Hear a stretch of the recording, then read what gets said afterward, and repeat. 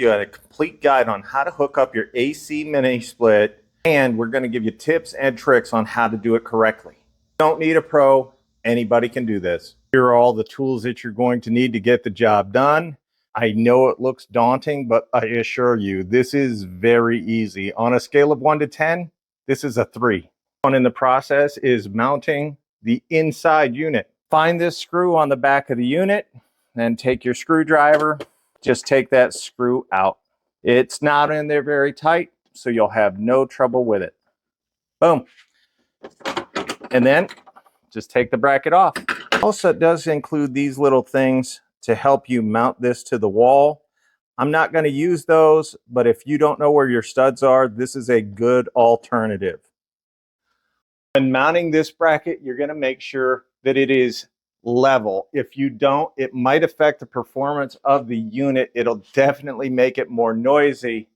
So make sure that it is level. That's why we have the level here. And as you can see, I am lining this up to the studs. It gives you plenty of holes in here to choose from. So if you don't have 16 on centers, especially if you have an older house, having these multiple holes will definitely help.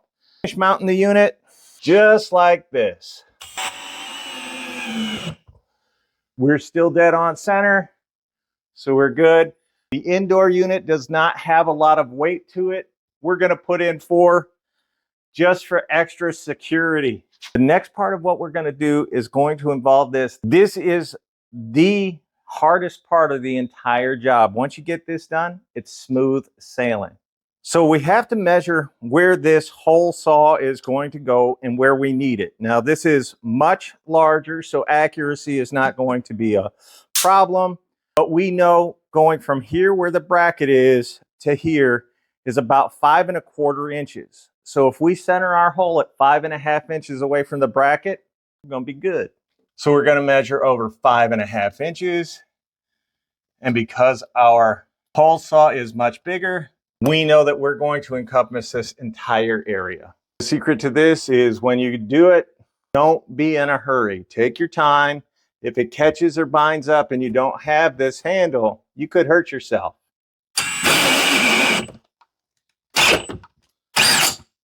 You just want to punch through the drywall just like that. Now you might want to wear gloves for this next part because you're actually going to take away the insulation on the inside. Don't worry about it. We're going to fill it with foam later. But for right now, let's get that out of there. Now there's a reason why I like this particular Lennox set, because I can just pop off the hole saw part of it, leave the drill bit in, and that's important because I am going to drill through the outside wall and that'll help me line up the hole. I'm going to go at a slightly down angle to help the drainage for the unit. So if you're not tall or you're doing this on a 2nd story, you might want to run a dowel out through here or a piece of wire. Make it easier for you to find that hole. But since this is on the garage level, we're good to go. Go slow.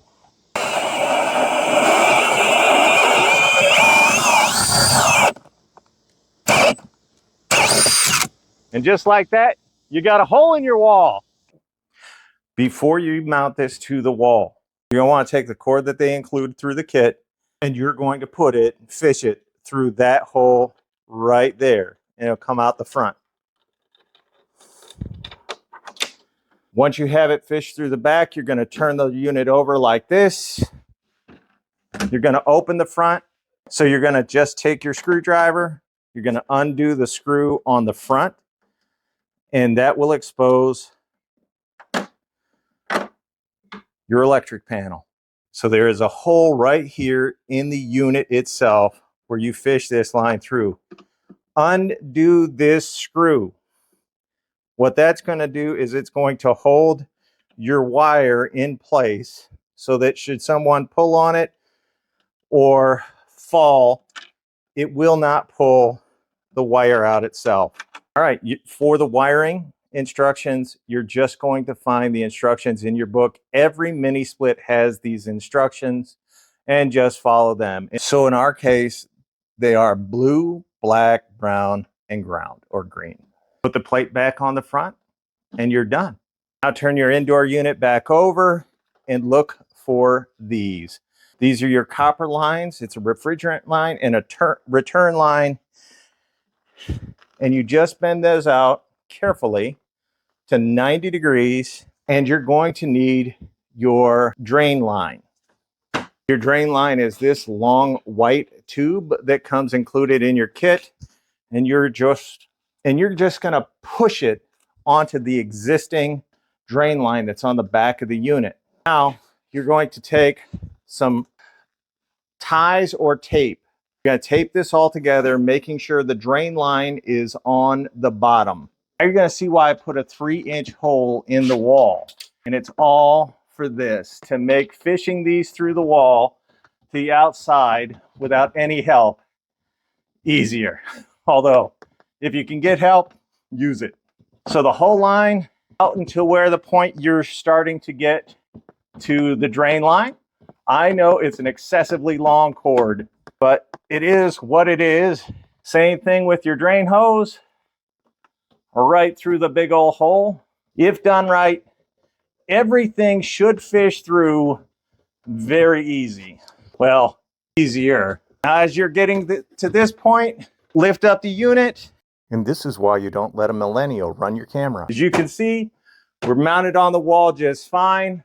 The main part of this is going to be done outside. So all of your work pretty much inside is done. We're going to move out to the outside, and we're actually going to hang our mini split off the side of our house using these brackets. And here are the tools you're going to need for it. You're going to need a drill, an impact driver, a level, a socket with an adapter, and a drill bit that is going to be big enough to cover this wall mount unit. So I'm going to be marking on my twist bit where I want to stop so that I don't go too deep into my wall and I don't leave this too shallow so that it's sticking out from the wall. So what I like to do is I like to get one started.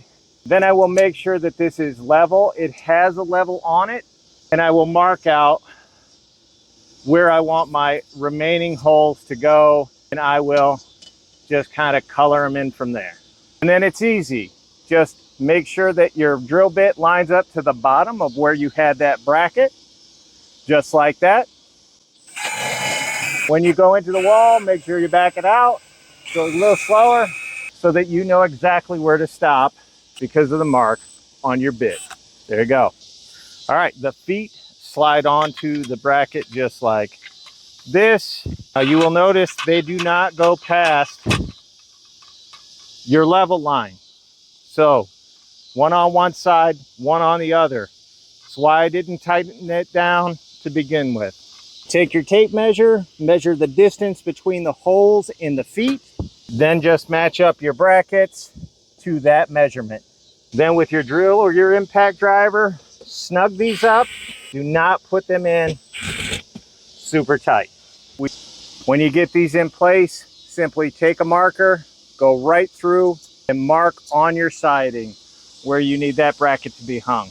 Because you still have 2 more of these to put in place. Tighten all 5 bolts down. These do not have to be super snug, just enough to hold it in place. Whether or not you're actually in the home steps, the remaining steps through the process are fairly easy, and it'll take you no time. The hardest part will be hooking up the vacuum just to make sure that it's right.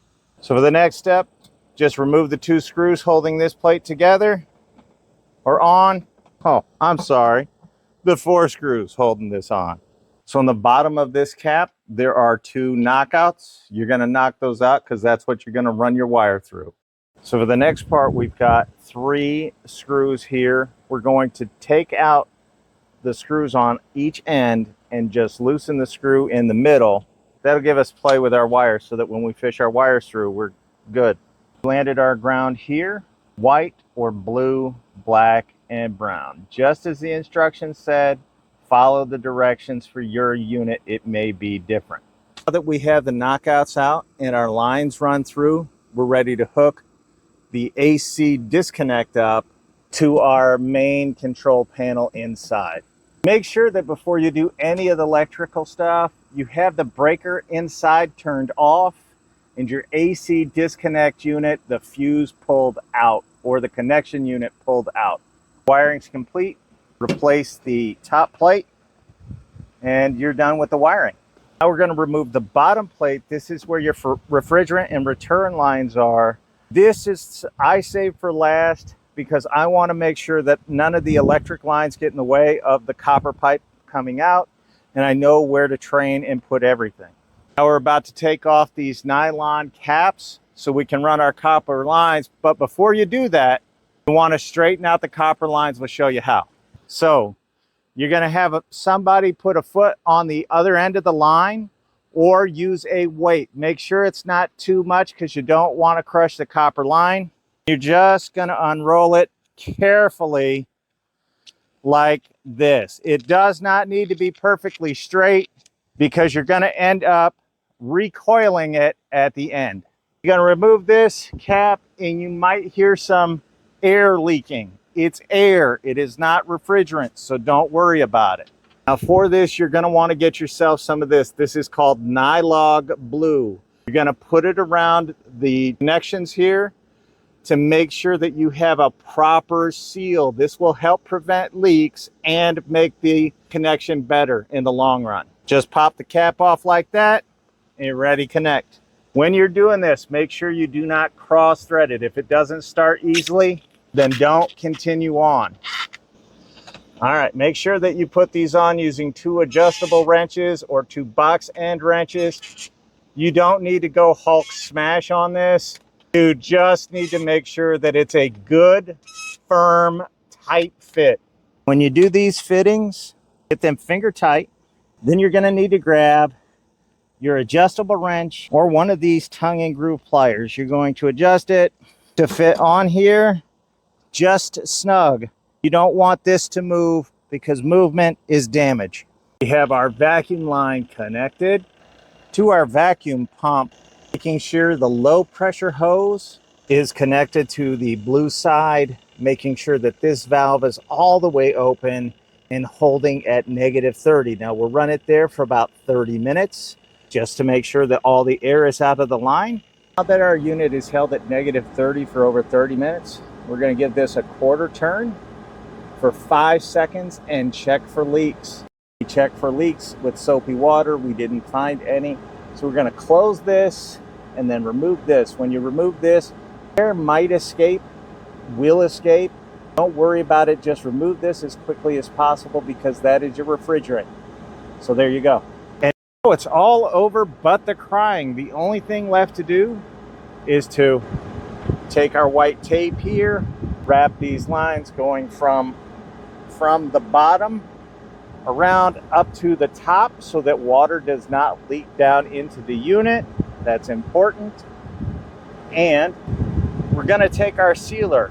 You're going to put this cap around, you're going to take the sealer, you're going to fill that gap in and behind this cap. Triple digits here in Missouri. Let's see how the mini split's doing. And that's in the shade, y'all. We got down to 69 degrees at one point. It's 78 now with the garage door open. This mini split is definitely kicking butt today because normally we're only within 10 degrees of the temperature outside.